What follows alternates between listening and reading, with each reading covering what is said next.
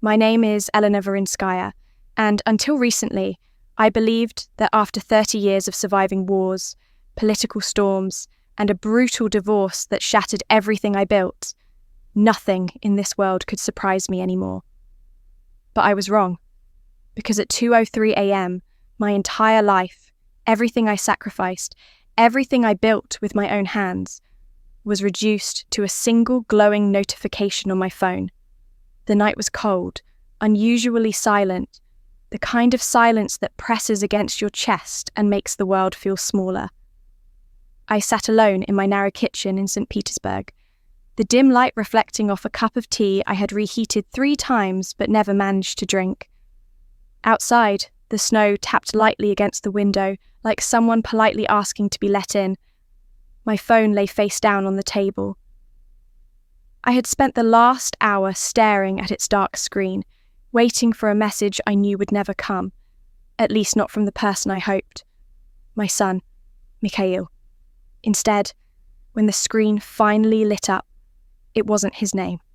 It was his wife's. Lena. Elena, I'm sorry, but my mother says it's better if you don't come to Victor's birthday tomorrow. She thinks it will cause tension. Please don't make this difficult. I read the message again, then again, then a third time. My hands began to shake, not from anger, not from sadness, but from the sudden, crushing realization that something I feared had finally happened. I was being erased. And the worst part? They were using the very house I paid for, the house I purchased with the last remaining money after my divorce, as the place from which they now wished to ban me. A house worth 12 million rubles. A house I had transferred into their names the day my grandson was born, because I didn't want my son to worry about the future. I never asked for anything in return. Not gratitude, not respect. Only access to the boy who carried my family's last name, my grandson, Victor. For a long moment, I simply stared at the message, feeling the breath leave my lungs in slow, painful waves. My heart didn't break. It hardened. I typed 2 words back. I understand.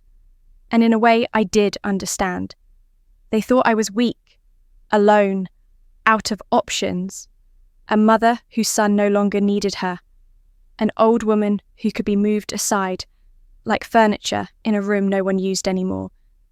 But they had forgotten who I was, what I had survived, and what I had kept hidden. I stood up slowly, feeling the stiffness in my knees from years of stress and sleepless nights. I went to the hallway drawer, the one I hadn't opened in months, and removed a small black key. It was cold against my palm, like a shard of ice. Then I reached for the leather folder I had prepared weeks ago. A folder filled with documents, signatures, and truths no one in my family knew existed. I didn't bother turning off the lights as I left the apartment. Let them burn. I wasn't planning on returning anytime soon. The city was asleep as I drove through the empty streets, the old Volvo humming beneath me. As I reached the outskirts, the frozen trees lining the road shimmered under the moonlight. I knew the path by memory, the route to the house I had bought but no longer belonged in. 48 minutes later, I pulled up near the wrought iron gate. The guard glanced at my car and instantly pressed the button. He had worked for my late husband. He knew exactly whose money had built all of this. I didn't park near the main entrance. I parked behind the guest house, hidden from the cameras Lena's mother had installed, for safety. Safety from whom? From me? As I stepped out of the car, the frost bit my cheeks. I clutched the key tightly and stood there, watching the house glow faintly in the dark. A single light upstairs flickered, the soft blue one shaped like a planet. Victor's nightlight. My throat tightened. I had every right to walk into that house. I had every right to see him. I had every right to demand respect. But respect is never given freely. Sometimes it must be taken back. I walked toward the front door, inserted the key, and pushed it open. The alarm beeped sharply. Of course, no one had changed the access code. I typed in the birthday of the man who had once promised me the world, a man buried now for 6 years. The code accepted, and silence returned. As I moved through the dark hallway, the smell of lavender cleaner and warm vanilla hung in the air. The smell Lena loved. I passed the living room, the staircase, the photos on the wall. Where I used to stand next to my son, I now saw empty spaces, cropping marks, as if I had never existed. I went upstairs quietly and stopped outside Victor's room. The door was slightly open. I pushed it gently. There he was, my grandson, breathing softly, his small hand resting on a stuffed bear I had given him last year. I wanted to touch him, hold him, wake him, tell him I would never leave him no matter what his parents said. But I didn't. Not yet. Instead, I walked to the master bedroom, where I heard Lena's mother gently snoring. The nerve of that woman, to remove me from my own family, to tell me I wasn't welcome. I exhaled slowly, turned away, and went downstairs to the study. My study, once upon a time. Behind a wooden panel was the safe, still untouched, still carrying the secrets only 2 people knew, my husband and me. I opened it. Inside lay exactly what I came for. The leather folder, a small black flash drive with a silver chain, everything I needed to remind them that I built this family, and I could destroy it just as easily. When I walked back outside, the first faint light of dawn was spreading across the sky. I sat in the car, opened the folder, and looked at the documents I had spent 18 months quietly collecting. Accounts, transfers, property records, every detail of where their money really came from. They thought I was powerless, but I was the only one who truly knew the truth. At 5:41 a.m., I wrote a single message in the family group chat. Check your emails in exactly 1 hour. Then I turned off the phone and started driving. They had no idea what I had just set in motion. Not yet, but they were about to learn exactly who I was and why they should never have pushed me out. The sun had not yet risen when I left Pushkino and drove back toward the outskirts of Moscow. A thin layer of frost covered the road, glittering like crushed glass under the dim street lamps. My hands were steady on the steering wheel, far steadier than they had any right to be after what I had just done. But there comes a point in a woman's life, especially a woman who has spent decades being polite, patient, understanding, when something breaks so cleanly that fear becomes impossible. This was that morning for me. 6:59 a.m. The first call from someone who never calls my phone rang again. Not Dimmer this time, not Svetlana, not her parents. It was a name I had not seen on my screen in 11 years. Mikhail Voronov, my late husband's oldest friend, his business partner, the man who knew exactly how deep the corruption in their empire once went. For a moment, I simply stared at the screen, watching it vibrate against the dashboard like a living thing. Then I answered. "Katya," he said without greeting, his voice low, tense, almost frightened. "What have you done?" I took a slow breath, the heater blowing warm air against my cheeks. "I sent the truth," I replied. Nothing more. There was a sharp inhale on the other end. "You don't understand," he whispered. "This affects people far beyond your family. You've awakened something." I closed my eyes. Of course I understood. For 18 months I had been gathering documents that were never meant to see daylight. Deals made in private rooms, accounts opened under fake names, shell companies that had once funneled millions before the sanctions hit. Things even I wished I hadn't learned. "I'm done protecting ghosts," I said. "I'm done being erased." He hesitated. Then he asked quietly, almost pleading, Where are you now? I hung up. Some road should never be traced back. As the car merged back into the early morning traffic, a memory forced itself forward, one I'd spent years locking in the back of my mind, the night my husband died. Hospitals at midnight have a strange smell, like bleach trying to cover grief. He had grabbed my hand with surprising strength and whispered, "Katja, if anything happens, protect Dimmer from the people who think they own him." For years I thought he meant business rivals, old enemies, sharks waiting to circle. But now, watching how easily my own daughter-in-law's family had cut me out, how naturally they had taken everything I built, I understood he had meant them. The ones closest, the ones smiling in family photographs, the ones who believed money gave them permission to decide who mattered and who didn't. And now they were learning that old women with nothing left to lose are far more dangerous than wealthy men with everything to hide. The sky had shifted to dull grey by the time the first notification appeared. Breaking.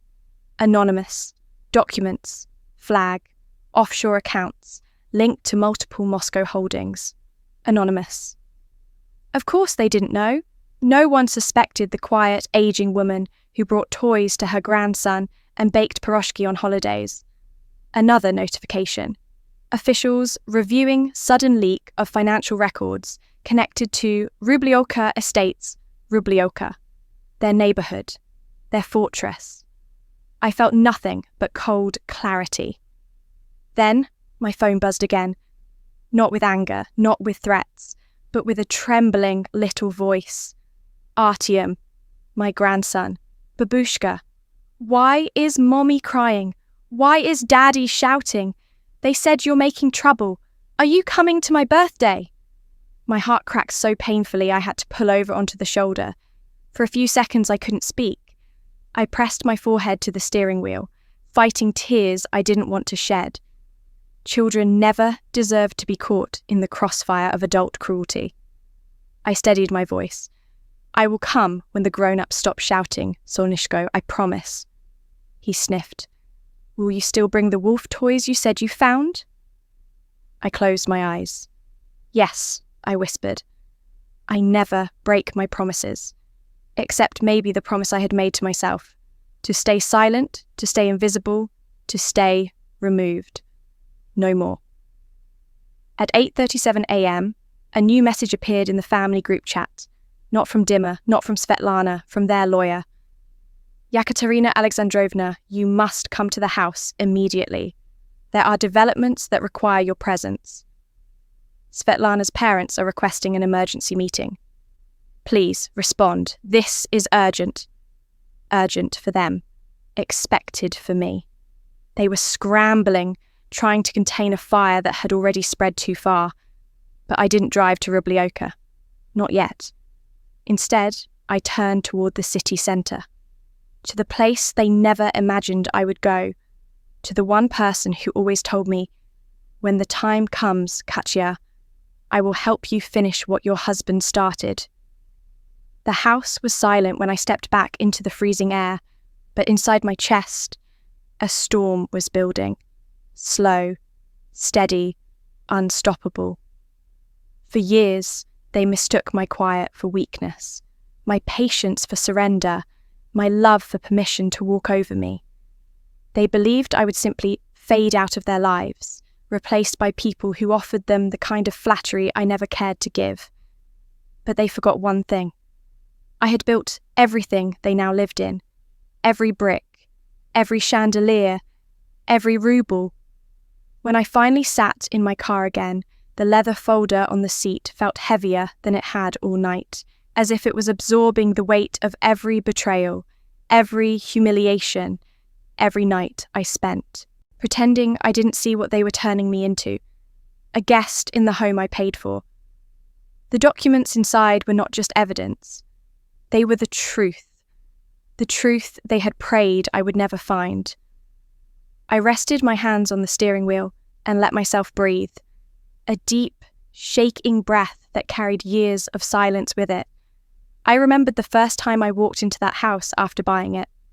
The smell of new paint, the shining marble floors, the way my son had hugged me and whispered, "Thank you, Mama, I'll never forget this." But people forget easily when comfort replaces loyalty. His wife's mother had moved in and claimed the place, like a queen taking a conquered kingdom, and my son, my only child, stood quietly beside her instead of beside me. That night, as I watched the sky slowly turn from black to grey, I understood something I should have realised years ago. Love without respect is a chain, and I had worn that chain far too long. What I was doing now wasn't revenge. It was correction. It was truth. It was survival. The documents revealed more than corruption. They revealed intention. They showed which accounts my ex-husband had left untouched, whose signatures were forged, which properties were bought illegally, and how Svetlana's family had siphoned my son into their world of greed until he barely recognised his own mother's sacrifices. And worst of all, they exposed how they planned to transfer ownership of the house completely, removing not just me, but even my grandson's future from anything I built. I stared at the folder for a long time before closing it again. There had been a time when opening such secrets would have terrified me, but tonight I felt nothing but clarity. Cold, sharp, liberating clarity.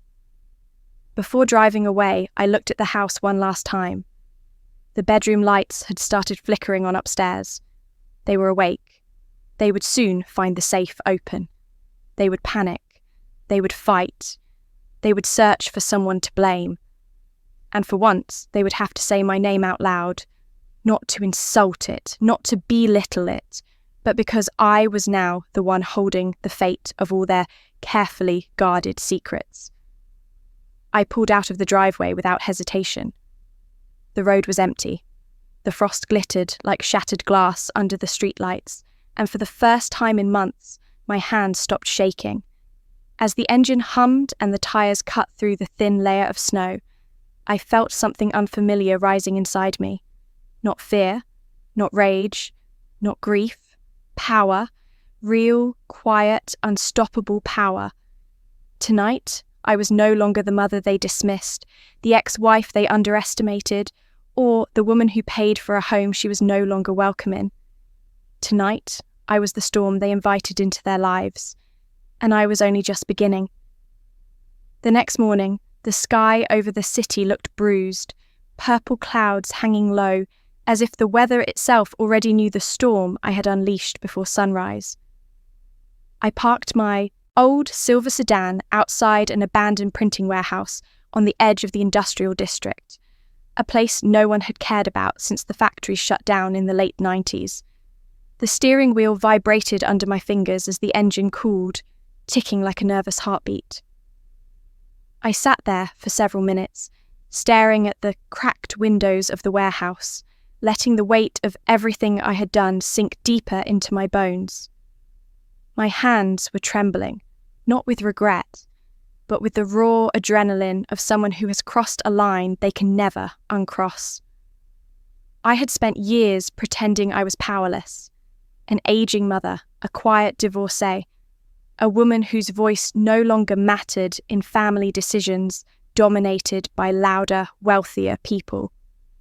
But last night, with the leather folder spread open in the glow of the dashboard, I realised something brutal and liberating.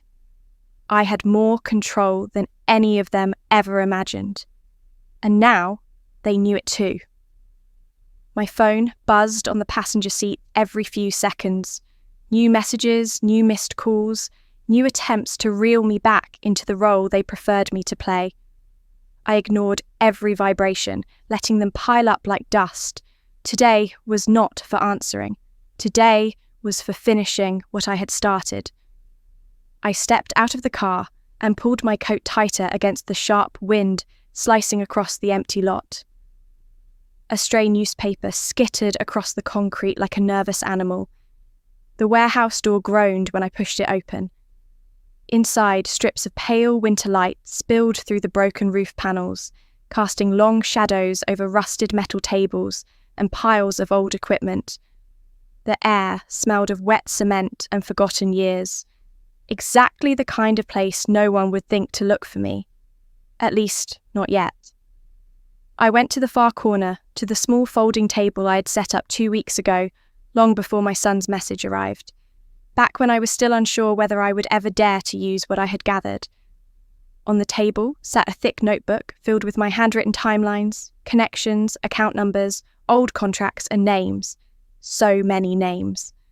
Some belonged to people who had tried to destroy me financially after the divorce. Others belonged to people who had quietly profited from my silence. And at the centre of it all was my own family, the very people who had insisted I should stay out of business affairs for the good of my grandson.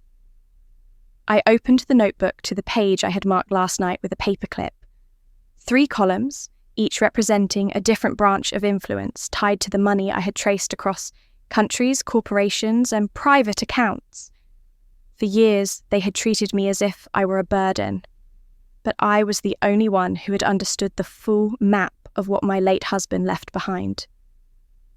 As I reviewed the final pieces, a cold calm settled over me, a clarity I had not felt in decades. This war wasn't about revenge anymore.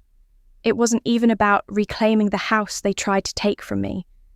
It was about restoring balance, about making sure they could never again weaponize my love for my grandson to push me aside. I closed the notebook, placed it inside a waterproof pouch, and slipped it into my bag. Then I took out a burner phone and dialed a number only one person in the world would recognize. It rang once. A deep voice answered, "I assume this means you're ready." "Yes," I said, letting my breath steady. "It's time." "I'll send the file to the appropriate offices," he replied, "but once this begins, there is no going back." There was no going back the moment they decided I wasn't family anymore. The call ended without goodbyes. He wasn't a friend. He wasn't an enemy. He was a man who owed my late husband one last favour, and that was all I needed. I smashed the burner phone against the concrete floor until it cracked into pieces, then kicked them under a pile of old machinery. When I stepped back outside, the winter sun had finally pushed through the clouds, throwing sharp, golden light across the empty lot.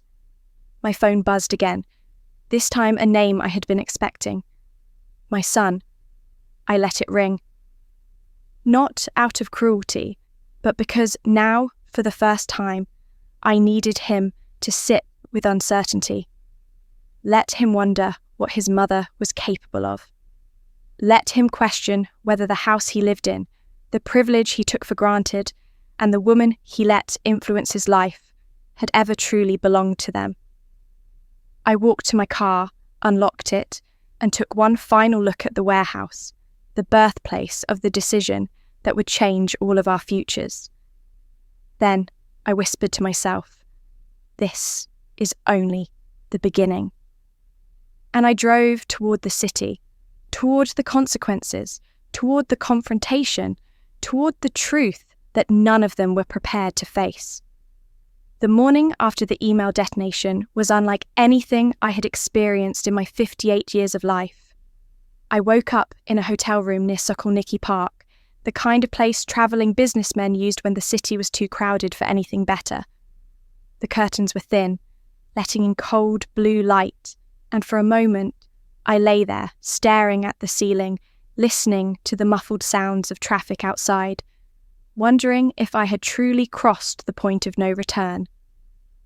I had slept only 2 hours, but adrenaline surged through me the moment my eyes opened.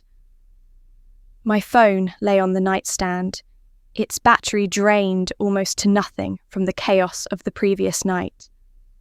I plugged it in and watched as it blinked to life. Within seconds, notifications started pouring in, a waterfall of panic, threats, apologies, bargaining, and desperation. They were drowning in fear. Good. Let them feel, for once, what I had felt for years. I took a slow breath, walked to the small kitchenette and heated a kettle. My hands trembled not from fear, but from the weight of what was coming. I knew the storm wasn't over. It was only gathering strength. As the water boiled, I stared out of the window at the pale sky and realized that for the first time in years, I felt no guilt. I had given everything, my money, my loyalty, my silence, and they had repaid me by treating me like a shadow, an inconvenience, an aging woman who should stay out of the way. But now they were the ones cornered. At 9:12 a.m., the first call came through. An unknown number. I didn't need to guess who it was. I answered without speaking. A shaky voice filled the line. Valentine, my daughter-in-law's father, the man who had treated me as if I were a distant relative, rather than the woman who gave his family a house worth millions. Listen, let us meet. We can fix this. This escalation is unnecessary. His tone tried to sound calm, controlled, but beneath it trembled the unmistakable fear of a man who realized the law was closing in. I let him speak for nearly a minute. Empty promises, manipulations, subtle threats, before I finally replied with a single sentence. You should have thought of that before you took my family from me. Then I ended the call. 10 minutes later, a different message arrived. This time from my son. A voice note. His voice cracked halfway through, something that stabbed me deep inside despite everything. Mum, please, come home. Please. We can talk. Artyom is confused. He keeps asking where you are. My breath caught. My grandson, the only innocent one in this entire twisted mess. I pressed my palm against the counter to steady myself. I had to stay firm. I had to finish this. Not for revenge, no, for justice, for dignity. For every night I cried myself to sleep after being told I wasn't welcome. By noon, the internet had exploded. Journalists I trusted began calling, not for gossip, but for clarification. They had received the documents exactly as intended. Offshore accounts, fake companies, money funneled through 3 countries. And the signatures, Valentine's, his wife's, and the names of 2 business partners I had never even met. The reporters weren't asking if it was real. They were asking if I wanted to make a formal statement. I told them no, not yet. Timing mattered, and I needed one more piece of the puzzle before everything went public. At 2:45 p.m, I drove to a private legal office in the centre of the city. The secretary recognised me immediately. My late husband had worked with this firm for years.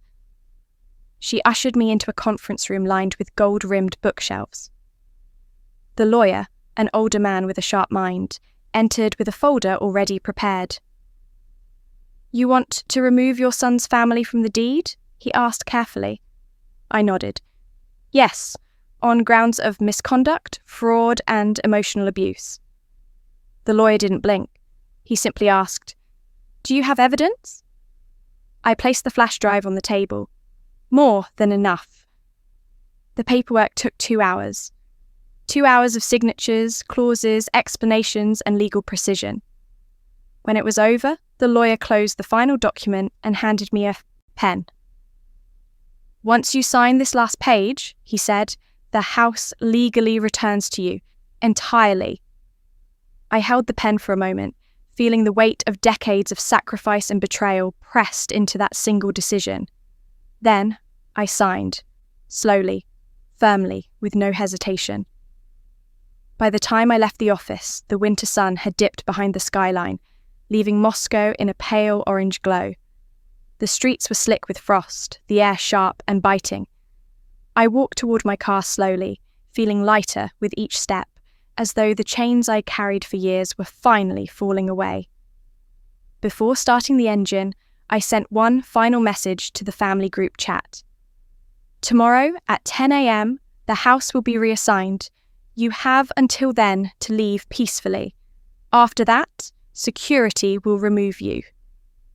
Within seconds, the chat exploded again. Rage, disbelief, accusations. But this time, I felt nothing. I placed the phone face down on the passenger seat, started the Mercedes, and drove into the night. For the first time in a very long time, I was finally in control. The wind outside the petrol station roared like a restless animal as Katya sat motionless in the driver's seat, staring at the glowing screen of her phone. The frost on the windshield had begun to melt, forming thin rivers of water that drifted down like quiet tears. Her hands, though warmed by the heater, trembled, not with fear, but with decades of suppressed exhaustion finally clawing its way out. For the first time in years, she wasn't the silenced woman sitting politely in the back of the room. She had detonated a truth bomb so large that no one in her family, or the powerful people tied to them, would sleep peacefully again. The email she sent wasn't just a threat. It was the opening shot of a war, and they all knew it. Her phone buzzed again. Another call from Valentine. She let it ring. He wasn't calling out of concern. Men like him didn't know concern. They only understood control slipping through their fingers.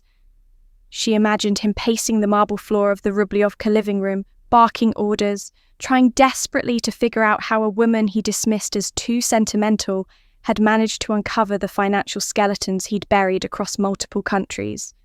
It must have terrified him. Good. Let him taste even a fraction of the fear he forced her to swallow for years. The sky outside had lightened into a pale winter morning, grey and heavy, promising snow. Katya took a deep breath and finally turned the engine off. Silence settled inside the car, thick and cold. Her life had changed in a single night, changed forever, and she wasn't done yet. Not by a long shot. She opened the folder again, reviewing the handwritten notes she'd made. There was one more step, the most dangerous step, and she knew she had to take it before anyone else could move first. She grabbed her phone, opened a secure messaging app she hadn't used since before her husband died, and typed a single sentence to an old contact. "The documents are live. I'm ready to meet." Within seconds, a reply appeared. Same location, 40 minutes. She exhaled slowly, then started the Mercedes again. This time she drove north, away from Moscow, away from her family, away from the chaos she had unleashed. The road was empty, lined with bare trees that swayed like ghostly sentinels. As she reached the outskirts of a small industrial district, she felt her pulse quicken. Memories flooded her. Whispered phone calls made in the bathroom late at night, following paper trails while pretending to knit in the living room, using her late husband's forgotten passwords to access offshore vaults. She had taken all these risks alone, and now she was about to meet the only person who ever knew she wasn't as naive as she pretended to be, the only person her husband had trusted with real secrets. When she pulled into the abandoned factory yard, the smell of old metal and diesel filled the air. A black SUV was already waiting, windows tinted, engine running despite the cold. The man who stepped out looked older than she remembered, with deep lines carved around his eyes and streaks of grey in his beard. "It's been a long time, Katya," he said. His voice was calm, but his eyes darted around, scanning for threats. "Too long," she replied. He motioned for her to follow him inside the warehouse, where the air was even colder, but at least hidden from prying eyes. They walked until they reached a makeshift office, just a table, 2 metal chairs, and a single electric heater. She placed the flash drive on the table. He stared at it for a moment before asking, "Do you understand what you've done?" She met his gaze steadily. "For 20 years they used my silence as their shield. Not anymore." He sighed, rubbing his forehead.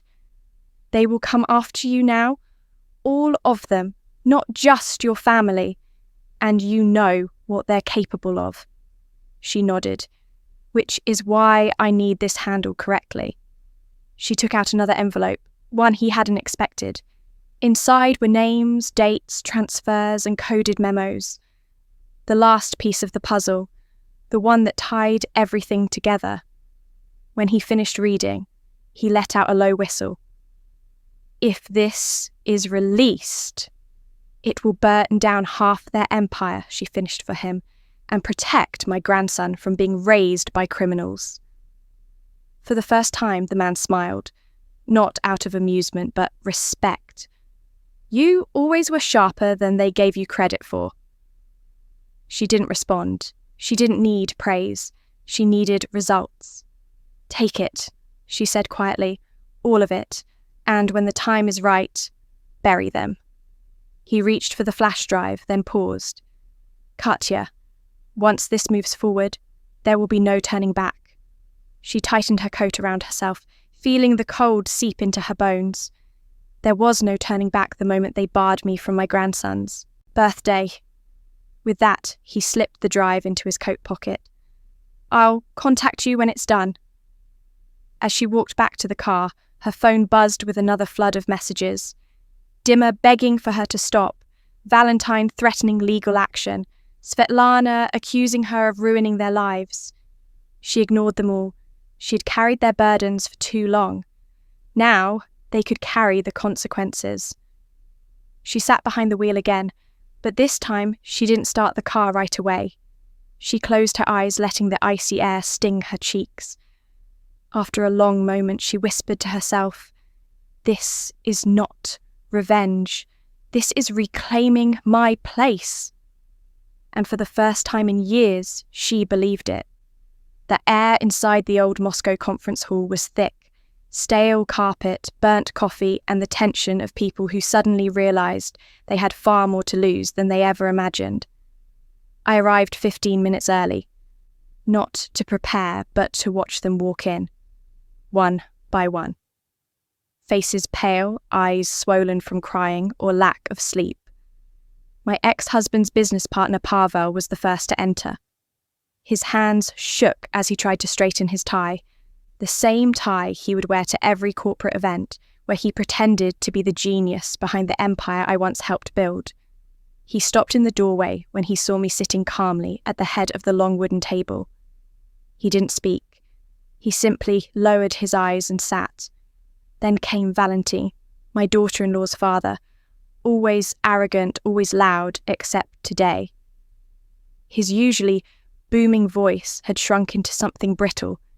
He didn't look at me. Not once.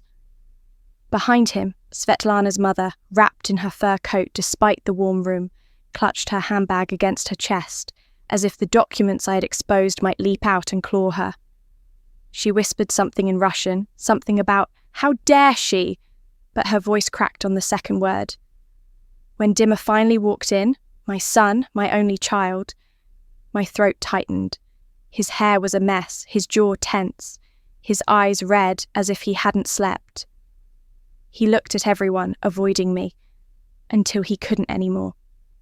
Our eyes met, and for a second, just a single second, I saw the little boy who used to run into my arms after school. But then the fear returned to his face. Fear of what had been revealed. Fear of losing everything. Fear of me. The room fell silent as I placed the leather folder on the table, the same folder they all once believed I would never dare to open. No one moved. No one breathed too loudly. They were waiting, hoping I had come to negotiate, to retreat, to soften the blow. But I had spent years shrinking myself. This morning, I had no intention of shrinking again. I stood slowly and said, "You all decided who I was without ever asking me. Tonight, you will learn who I actually am." A chill went through the entire room. The silence broke when the glass doors at the entrance swung open. 2 uniformed officers from the Moscow Tax Crimes Division entered, followed by a sharply dressed woman carrying a laptop bag and an official badge. Gasps erupted around the table. Chairs scraped. Someone whispered a prayer. Someone else cursed under their breath. Even Valentin, the man who believed he could intimidate judges, lost all colour from his face. The lead officer placed a stack of sealed envelopes onto the table. "Each of you," he said, scanning the room with cold precision, "will come with us for questioning regarding the financial irregularities outlined in the documents provided this morning." Svetlana's mother burst into tears. "This is a misunderstanding. She is doing this for revenge." The officer didn't even look at her. "We do not act on personal arguments. We act on evidence." Valentin stood up so quickly his chair fell backward. "This is illegal," he shouted. "We are respectable people. This woman is unstable." I didn't speak. I didn't need to. The officer calmly placed a printed ledger in front of him, a ledger showing nearly 40 million rubles funneled through a fake construction contract he and my late husband authorized 10 years ago. His mouth snapped shut. Dimmer finally stepped toward me, his voice broken. "Mum, did you really send all of this? Did you know what it would do to us?" I inhaled slowly, deeply, letting years of suppressed pain settle into a single truth. "I warned all of you," I said quietly. "I begged for respect. I begged to be included. I begged to stay in my grandson's life. You used my silence as permission. And now you must live with the noise of your own decisions." His lips parted, but no words came. For the first time in his adult life, he looked truly lost. The officers led Valentin and Pavel out first, then Svetlana's mother, then the lawyers. The room emptied one trembling person at a time, until only my son remained. He collapsed into a chair, burying his face in his hands. "What happens now?" he whispered. I placed a hand on his shoulder, the first time I had touched him in months. "What happens," I said softly, "is that truth takes its course. You still have a chance to do the right thing, but you must decide if you're brave enough." He didn't lift his head, but his fingers tightened around mine, and for the first time in years I felt him reaching back. Outside, the sky was beginning to lighten. The storm, years in the making, had finally broken. But somewhere deep inside me, beneath the exhaustion, beneath the heartbreak, lay something unfamiliar. Not victory, not revenge, justice, and maybe, finally, peace.